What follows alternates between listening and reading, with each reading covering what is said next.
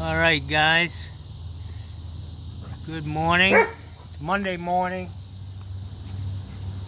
I'm going to take a little time this morning to get my tools situated for some of the new guys coming up. I thought I'd call this tailgate talk.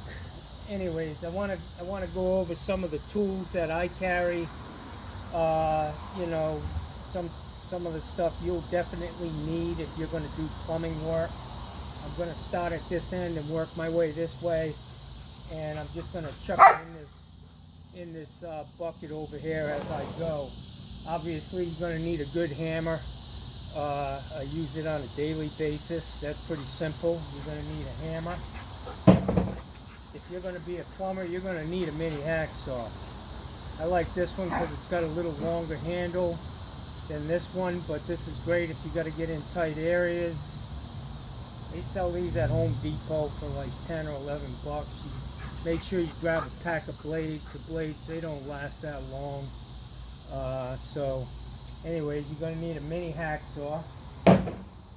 You're going to need a pair of Snips, and I like these because they're a little bit longer. They're good at cutting strap iron and anything that metal that's in your way. They're good for if you had to cut a hole in a metal stud or something. They're good for that. When it comes to metal studs though, I actually use knockouts, electrician's knockouts with an impact driver, and makes a nice clean hole that's not going to cut you up. So anyways, but you're going to need a pair of good Snips, and I really like these long nose deals. So channel locks. You're going to need some channel locks. These are big boys. I use these for shower base units when you're putting on like a Suchi shower drain. This is good to tighten that down. Every once in a while, you don't use it all the time, but there are going to be times when you need them. Tightening up a new flush valve on a tank, you can use these. They come in handy. So I got these. I'm a big fan of channel locks. So I carry two sizes with me in my tool bag into the house. I got these. I think they're like 16, and these are 12 or something. I don't know. These get around the nut on an 1.5 inch hub union hub P-trap. So I use these, and I'll tell you, these are Milwaukee. I don't love these. I got a couple pairs of channel lock brand little channel locks, and these come in really, really handy. Get yourself a pair of these. You'll like them. They're good handy tool to have. I also have these. These are like self-adjusting channel locks, and they actually have a rubber piece that goes over these jaws so that you don't mar like chrome finish stuff. If you got something that you don't want to mess up, maybe screwing in an aerator or whatever, taking an old faucet trim apart. These work good with the rubber inserts, but I hardly ever use them. You can also use a strap wrench, either a rubber one or they have them with a nylon mesh or whatever. Anyways, these are good to have. Long nose, needle nose pliers, and I really like these because they're perfect for getting down into a garbage disposal, and you know, use your flashlight. Look down in there, and you can pick whatever's jamming that thing up, pull it out. So this is a necessity. A lot of times I use them if something falls down into a pipe. They sell these at Harbor Freight. They got a nice collection of real long needle nose pliers, relatively cheap. So you know, you definitely need to get some of these in your bag. Next thing is copper cutters. These are number 15s, rigid, and I don't carry two in my tool bag. One goes in my solder tray, but these are great. They cut up to 1 1/8 inches, I believe, maybe 1 1/4 inches. but I also have a pair of 20s that cuts 2 inch up to 2 inch. These are great. I use these most of the time in tight quarters. On a shit camera, you gotta have a good flashlight. That's a rechargeable one. I got a couple batteries. I just plug it into my lighter, and I've always got a charged battery. But yeah, these are the ones I use most of the time. It comes with an extra blade in the handle. Really a good tool. The trick is to keep them lubed up, you know. All your tools, really. Keep them clean and keep them sprayed so that they work. You're only as good as your tools, my friend. So, anyways, these I like rigid cutters. I don't like buying off-brand shit. You know, cheaper garbage. I stick with the brand names because it works. I mean, if you're going to buy tools, spend your money on good stuff. So anyways, I got these. Only problem with this pair, it's a mini cutter, but it won't cut ice maker line. So I have to carry these little guys, and these are just for cutting ice maker. Or if I've got something in a real tight area, they'll cut up to, I believe, 1 inch copper. But they're a lot smaller, and they will cut ice maker lines, so you need to get a pair of these for cutting small tubing. One of my latest gadgets is this guy. This is a police headband flashlight, and I put it on, and it's bright as hell. I don't know if you can see that, but it's also got this, which I use on my customers who are standing a little too close. I fucking blind them, and or turn around and hit them with that in the eye a couple of times, and they seem to like drift off after that. But yeah, you can send a good message. But I like this thing because it's comfortable to wear. I haven't had to change the batteries since I bought it. It's been a couple of months, and everywhere you look, you've got light. And as you get older, your eyes get bad. I need a lot of light to work, and this guy is great, man. They sell them at AutoZone. I think it might have been 30 bucks or something, but man, this thing is a great tool, and you got light everywhere you go, and it's bright, man. And it keeps the fucking hot breath off your neck. Anyways, next thing are a good razor knife with a sharp blade. You know, don't be afraid to change the blades in your razor knife. I like these guys, these Stanleys. They come with it. They got a little brass tab on it. They're good stout blade. I mean, tool, feels good in your hand.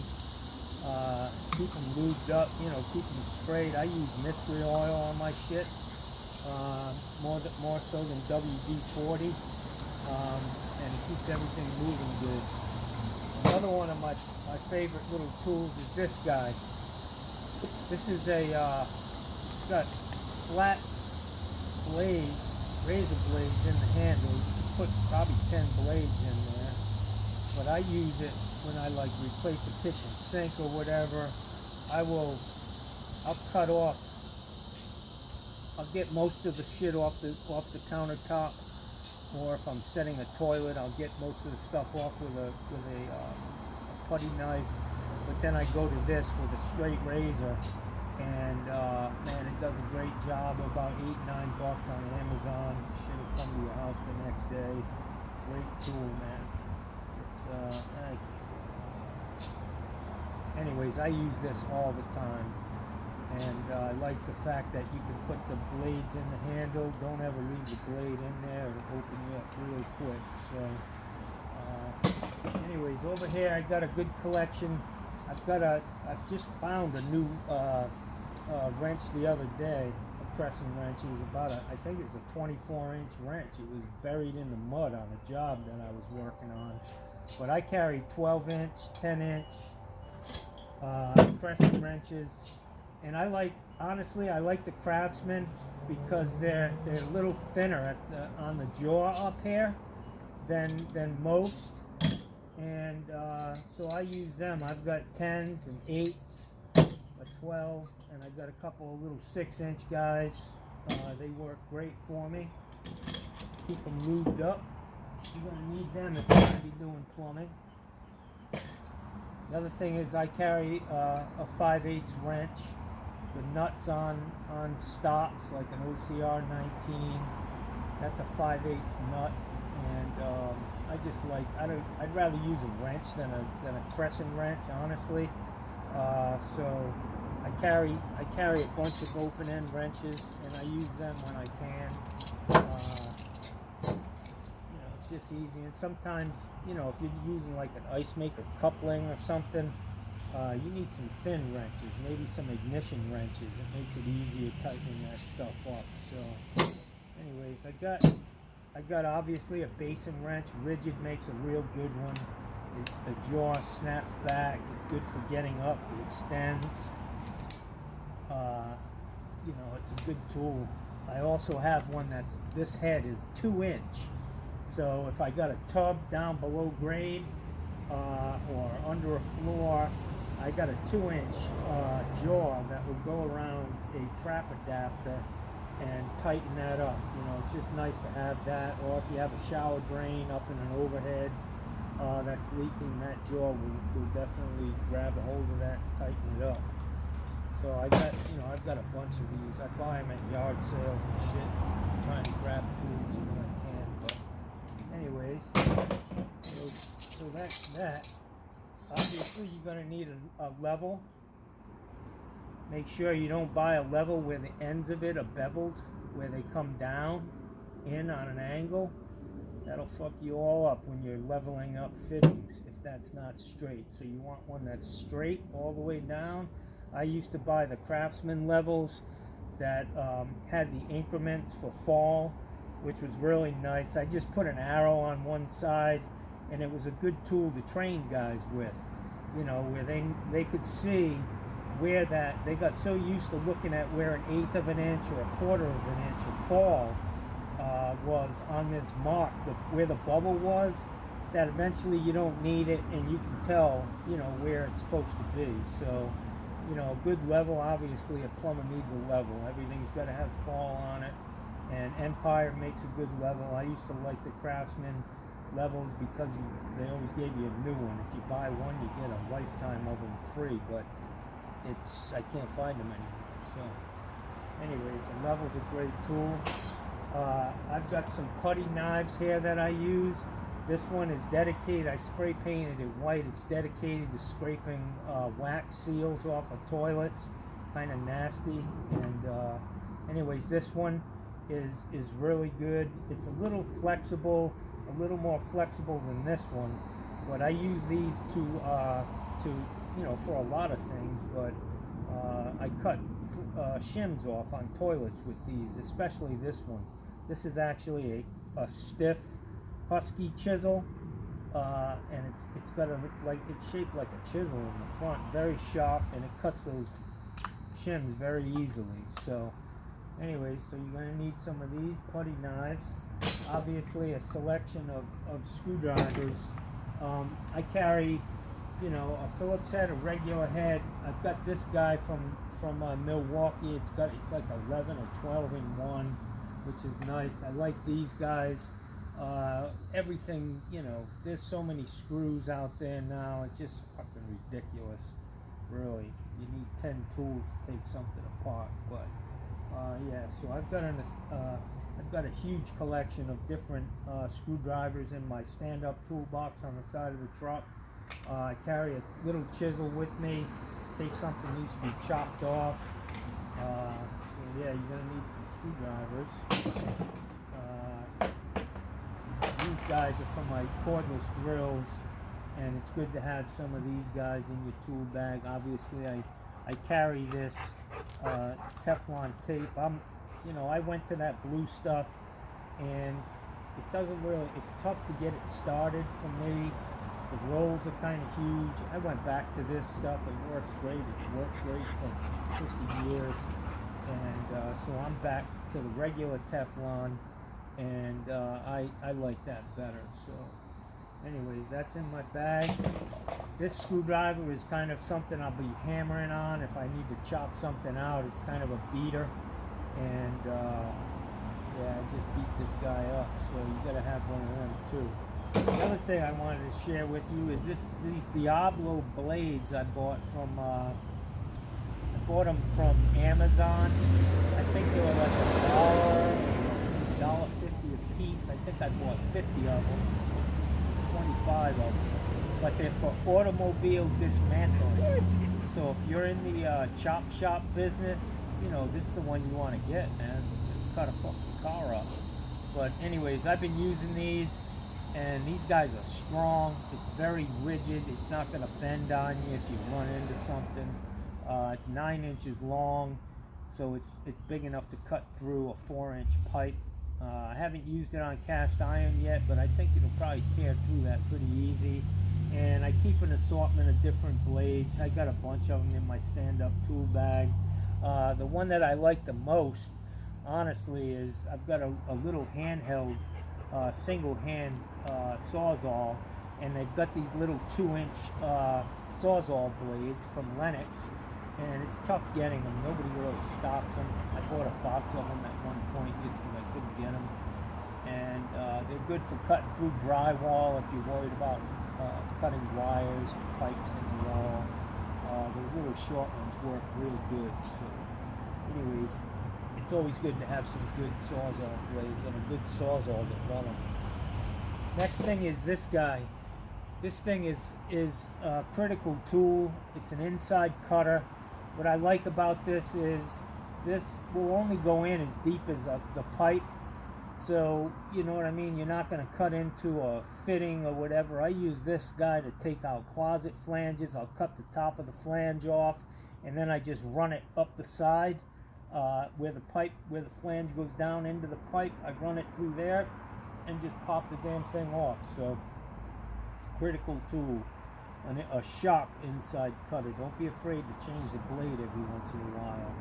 Your tools will last longer and less stress on them, and sharp tools are the key. So anyways, the next thing is I've got an assortment of sockets and ratchets here. Sometimes these Kohler toilets can be a pain in the ass. You know, you can't get a nut driver in there. You need something deep. So anyways, I carry these sockets just for Kohler toilets mainly. And you know, it gets the job done immediately. You're not out there fucking around trying to tighten up a nut with a crescent wrench and then something you can't see.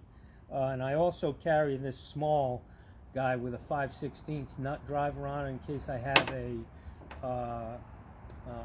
no-hub band or a Fernco or something down below grade or even above grade. It's just nice to have a 5/16 nut socket and a ratchet. I do have the tool that they make for tightening down no-hub bands, and I believe it's like 60 inch-pounds is the amount of pressure you're supposed to put on that. But I just crank this thing down, and I've never had an issue with it. So anyways, I'm going to chuck these in. I hope I'm not boring you guys. Anyways, I do a lot of sewer cleaning. Oh, let's see. Here's one of those 2-inch blades I was talking about. Real nice, man. I mean, it's sharp. It goes through drywall, and it does a great job. But I want to show you this glove, this mitt. They come with sewer machines. You know, you can buy it if you get it with a complete kit. But let me tell you something. If you're out there running cables all the time and you're just using leather gloves, eventually you're gonna break your fingers or damage your hands, man. So it happened to me the other day. I was buying leather gloves from Harbor Freight. They're fairly cheap, but they wear out quick. And once that cable grabs it, starts twisting, your hand's at the mercy of that machine. You better be quick letting it go. So anyways, I ordered a left and a right when I came home that day. And I got this one in. It's a left-handed mitt, but it's all it's leather with these metal staples basically in it. And it'll prevent you from messing up your hands if you're doing drain cleaning. So anyways, get a right and a left. They're pretty cheap, 20 bucks or something. Anyways, one of my best tools, one of my most used tools is this set of nut drivers. This one, 5/16, everything's 5/16. This one is a 1/4 inch. You're going to use these on Tapcons, any kind of metal casing, dishwashers, whatever. 1/2 inch nut driver, a lot of toilet tanks. You know, the nuts holding them together on the tank to bowl. 1/2 inch. 7/16 you use a lot. My old closet bolts used to be 7/16, but I switched to the nylon brand, and they're 1/2 inch now. And then this 3/8 I use for garbage disposals. That little flange that holds the discharge 90. So yeah, you need a good set. I buy Craftsman. You know, it's tough getting it anymore. I don't know, Sears went out of business, but I guess Lowe's and Ace Hardware sell them now. So anyways, get yourself a set of nice nut drivers. You'll use the hell out of them. Obviously, I got a striker. This should be in my solder tray. I used to carry around a 35-foot tape measure, and I joke now that I'm a drywall out plumber. I'm not building houses anymore, so I carry this little guy. It's a fucking antique, really, but you know, I'm not measuring 25-foot, 20-foot lengths of anything, so this works for me. Light, carry it in my bag. This tool I've had for a long time. It's for odd size, you know, these plastic wing nuts and all this crazy shit, but I never really used that. What I did was I took my tub tool and I just put some notches in this, and I use this for my toilets. You know, putting a ball cock in, it's easy. You don't have to really look down in there and fighting with them with a pair of channel locks. It's just easier with this. You can feel it. You just spin it. You know when to stop tightening. Very nice tool, and you can do that for a lot of things. I know Gerber is making their toilets come with wing nuts to hold the tank down, which they're plastic. They're stupid. I think it's a bad idea, but you could take a tub tool like this size and put a couple of notches like that in it and make your own wing nut tool. So yeah, sometimes you have to make your own shit to get the job done effectively. And these are comfortable, you know what I mean? It's not too long, and you get your hand in there and turn them. This is my tub tool that I use most of the time. I do have one that a guy that worked for me, he made one with like a 2-foot reach rod with a T-handle on the top for like you know, a Roman tub, and it prevents you from like slipping off of this and scratching the inside of a brand new tub. This thing he made, it brings it up like 2.5 feet, and it's just basically like a curb stop key, but it's used for tubs. So anyways, this is a great tool.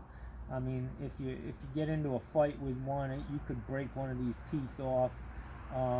The other thing is you could simply use like a 5/8 wrench, box wrench, and that will do the same thing as this. You stick the wrench down in there with a screwdriver in the boxed end, and you could twist a tub waste out with it. So anyways, you also need picks, and I use these all the time.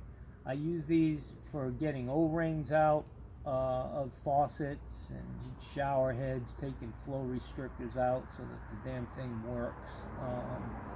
Anyways, I use this one all the time, and this one, actually all of them. These are nice and short. I use them in toilets to clean out the jet at the bottom. You'll end up with a lot of calcium buildup in a toilet, and that's usually the reason why a toilet won't flush right. The bowl will fill up very slow and then go down slowly, and it's usually because the jet on the bottom is clogged and you're not getting that initial surge of water to you know, flush the toilet and start the siphon process. So anyways, you need some of these if you want to be a plumber and you want to do service. Make sure you got some picks, and I got way more than these. I got long ones, short ones. I got a lot of different tools. investing in tools is good spending, I can tell you that. You're never going to go wrong with buying tools and buying good ones.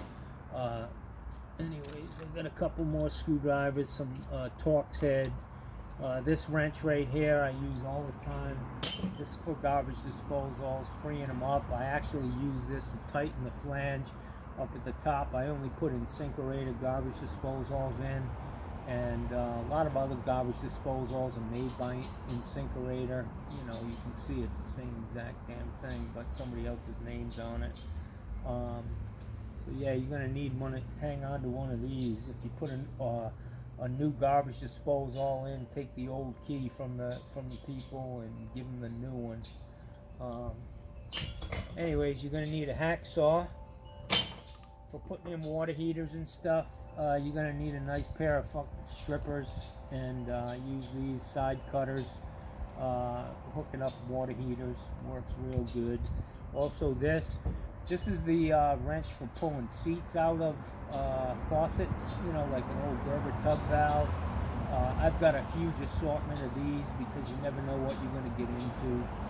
This one I use the most. It seems to work great on Gerber. That's the most dominant faucet, three-handle type faucet down here in Sarasota. So I use these. It's really nice. They actually come with a wrench, but I just use a crescent wrench on it.